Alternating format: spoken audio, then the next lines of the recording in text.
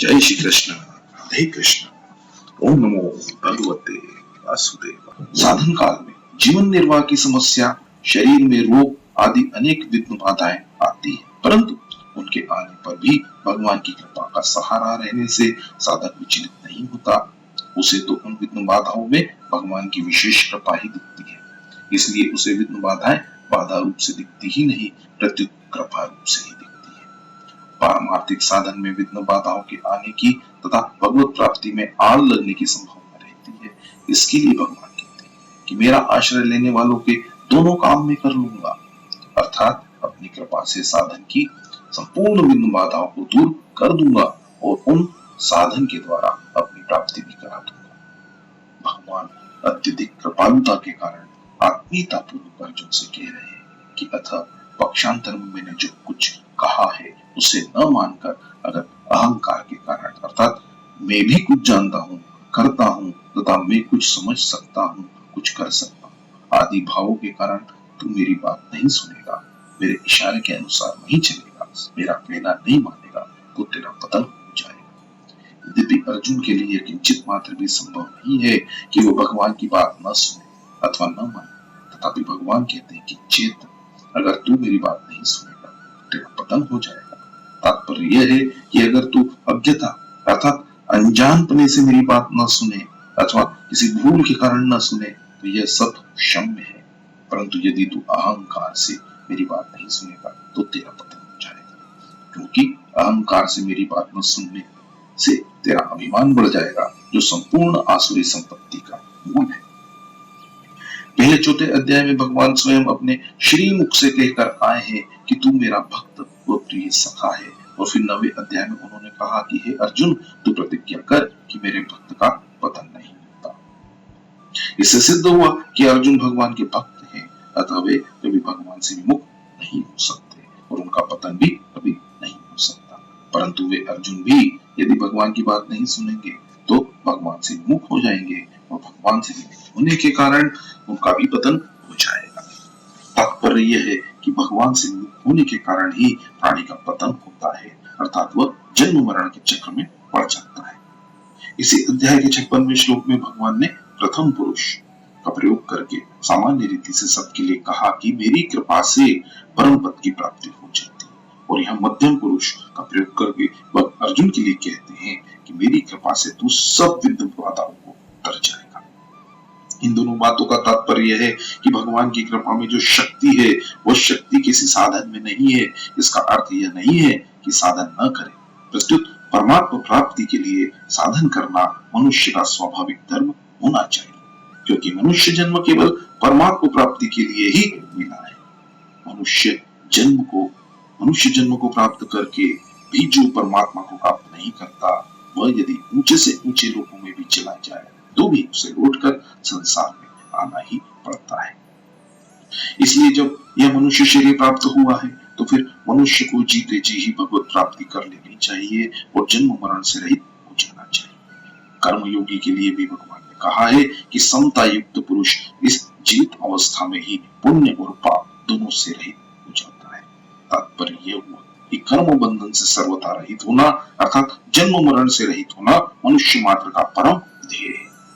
10वें अध्याय के 11वें श्लोक में भगवान ने कहा कि मैं अपनी कृपा से भक्तों के अंतकरण में ज्ञान प्रकाशित कर देता हूँ, और 11वें अध्याय के 47वें श्लोक में कहा कि मैंने अपनी कृपा से ही विराट रूप दिखाया है। उसी कृपा को लेकर भगवान यहाँ कहते हैं कि मेरी कृपा से परम पद की प्राप्ति हो जाएगी और मेरी कृपा से ही संपूर्ण विघ्नों को तर जाएगा।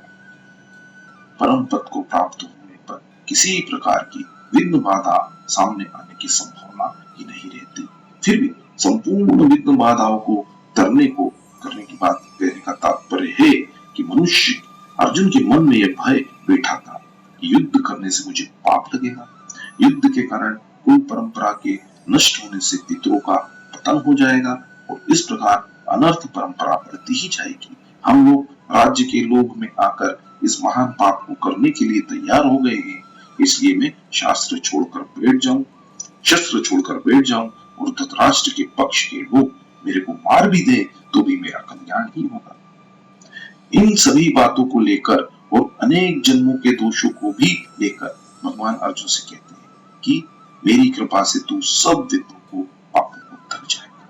भगवान के बहुवचन में दुर्गानी पद देकर भी उसके साथ सर्वम शब्द और जोड़ दिया। इसका तात्पर्य है कि मेरी कृपा से तेरा किंचित मात्र भी पाप नहीं रहेगा, कोई भी बंधन नहीं रहेगा और मेरी कृपा से सर्वथा शुद्ध होकर तू परम पद को प्राप्त हो जाएगा। विशिष्ट भाव यह है कि भक्त का काम केवल भगवान का आश्रय लेना है, भगवान का ही चिंतन करना है, फिर उसके सब काम भगवान ही करते हैं। भगवान भक्त पर विशेष कृपा करके उसके साधन की संपूर्ण विघ्न बाधाओं को भी दूर कर देते हैं और अपनी प्राप्ति भी करा देते हैं।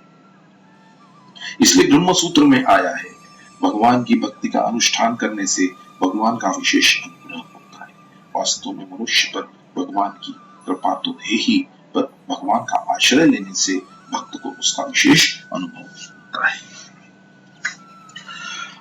प्रकृति से ही महत्त्व और महत्त्व से अहंकार पैदा हुआ है। उस अहंकार का ही एक विकृत अंश है मैं शरीर हूं। इस विकृत अहंकार का आश्रय लेने वाला पुरुष कभी भी क्रिया रहित नहीं हो सकता, कारण कि प्रकृति हरदम क्रियाशील है, बदलने वाली है। इसलिए उसके आश्रित रहने वाला कोई भी मनुष्य कर्म किए बिना नहीं रह सकता।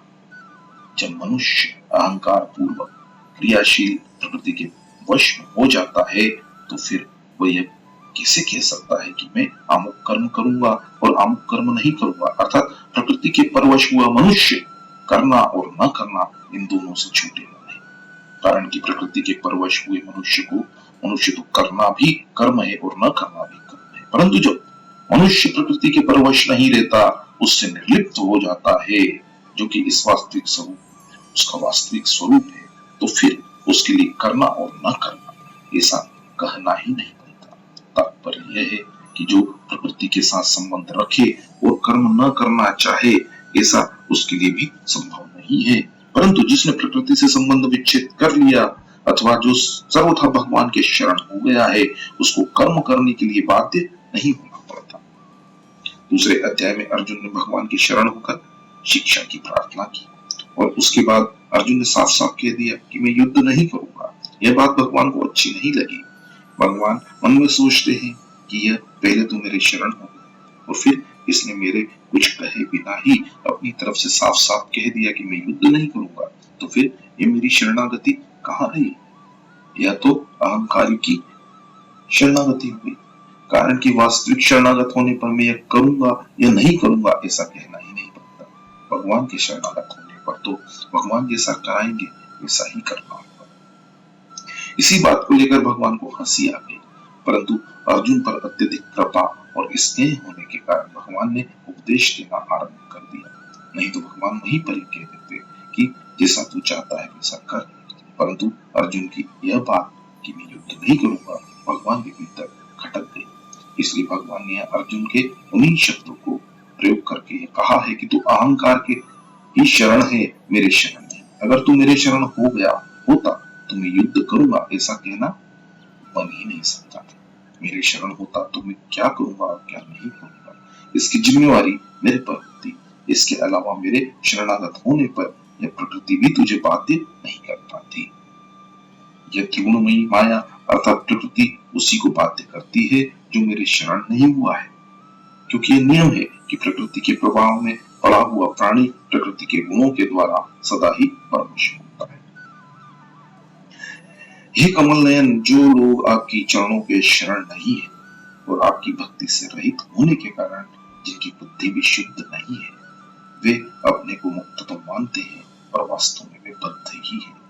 वे यदि कष्ट पूर्वक साधन करके ऊंचे से ऊंचे पद पर भी पहुंच जाए तो भी वह वहां से नीचे गिर जाते हैं। यह एक बड़ी मार्मिक बात है कि मनुष्य जिन प्राकृतिक पदार्थों को अपना मान लेते हैं, उन पदार्थों के साथ ही परवश पराधीन हो जाते हैं। वे वहम तो यह करते हैं कि हम इन पदार्थों के मालिक हैं, पर हो जाते हैं उनके गुलाम।